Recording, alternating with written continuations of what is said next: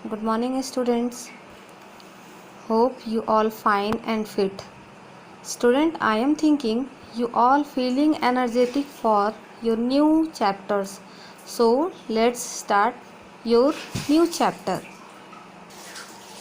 Students, today I will teach you Hindi reader chapter 7 Baiju Bawra. ये बैजू बावरा के बारे में ये कहानी है। बैजू बावरा कौन थे, आज मैं आप लोगों को बताऊंगी। स्टूडेंट्स, तो चलिए कहानी के बारे में जानते हैं। बैजू बावरा कौन थे। शाम हो चली थी, आगरा की सड़कों पर चहल पहल बढ़ गई थी। उस समय साधुओं की एक मंडली भगवान के भजन गाती हुई किले के निकट से निकली। उस मंडली में एक बालक भी था। वह अपनी धुन में मस्ती मंडली के साथ गाते हुए चला आ रहा था।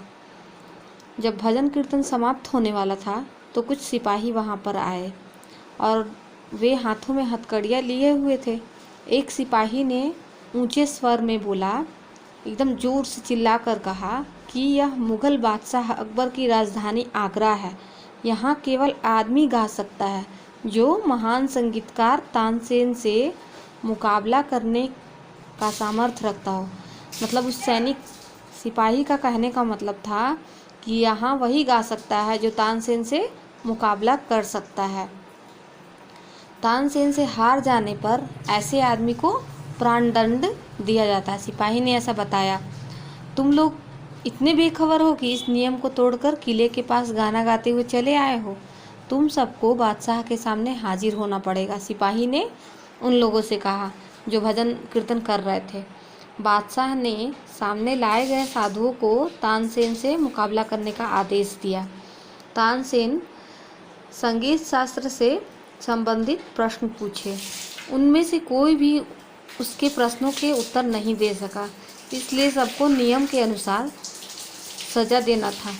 केवल उस बालक को दंड नहीं दिया गया। अब वह बालक, जब उनके भजन कीर्तन के जो थे साथ में साथी थे, तो उनको तो सजा दे दिया गया, तो इसलिए वो अनाथ और बेसहारा हो गया, तो इधर उधर भटकने लगा। एक दिन वृंदावन के स्वामी हरिदास जी के पास पहुंच गया। कौन? वह बालक। स्वामी जी उस समय बहुत अच्छे संगीतज्ञ थे।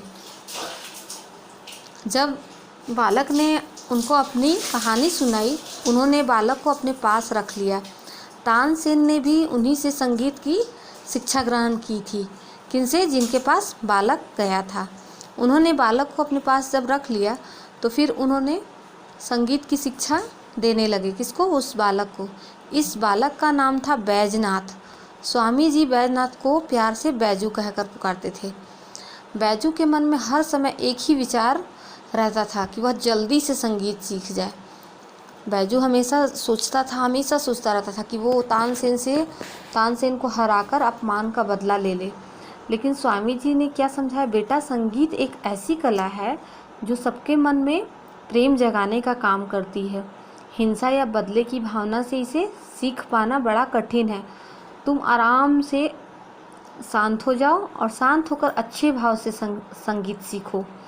उसके बाद बैजू बदले की भावना को त्याग दिया और एकदम मन लगाकर संगीत सीखने लगा।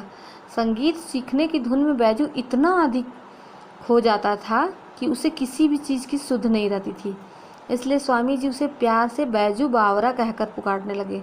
कई वर्षों तक बैजू ने संगीत का निरंतर अभ्यास किया और संगीत में बहुत अधिक निपुण हो गया। एक दिन बैजू बावरा गुनगुनाता हुआ आगरा जा पहुंचा। बहुत मीठा गाना गा रहा था। जब वह आगरा के किले के सामने गुजरा तो सभी लोगों ने मंत्रमुग्ध होकर उसका संगीत सुनने लगे। पास के सिपाही संगीत सुनकर मस्त थे, लेकिन जब संगीत समाप्त हुआ तो सिपाहियों को ध्यान आया कि अरे, यहाँ तो गाना गाना मना है। वे लोग बैजू को पकड़कर बादशाह के पास ले गए। अगले दिन बादशाह ने आदेश से एक अति रमणीय स्थान पर तानसेन तथा बैजू बावरा के बीच मुकाबला करवाया। लोग उन दोनों का मुकाबला देखने के लिए बहुत बड़ी संख्या में जमा हो गए थे। लोग दोनों के बारे में तरह तरह की बातें कर रहे थे। तभी मुकाबले की घोषणा हुई और बैजू का मधुर स्वर वहाँ के वातावरण में गूंजने लगा। संगीत में ऐसा जादू था कि सब लोग एकदम मंत्रमुग्ध होकर सुनने लगे। उसी समय हिरणों का वहाँ एक झुंड आ पहुँचा। वह बैजू के सामने मंत्रमुग्ध सा खड़ा था। जब बैजू गाना गाने लगा तो जंगल से जितने हिरन थे सब लोग एक झुंड होकर आकर के सुनने लगे गाना को। बादशाह उसके संगीत से सुनकर इतने अधिक प्रसन्न हुए कि उन्होंने अपने गले में पड़ी माणिक माला उतारकर बैजू के गले में पहना दी। बैजू ने वह माला एक हिरन के गले में डाल दी। माला का स्पर्श पाकर हिरन चौंक कर भाग खड़ा हुआ और उसके पीछे पूरा झुंड भाग गया। मतलब जो हिरन आए थे वो लोग भी एकदम शुद्ध बुद्ध खो करके संगीत सुनने में मग्न थे। लेकिन जो माला माणिक माला थी, तो जब बैजू जब हिरन के गले में डाला तब उसको होश आया। किसको? हिरन को। तब वो जल्दी से भाग गया और हिरन का झुंड भी वहाँ से भाग गया।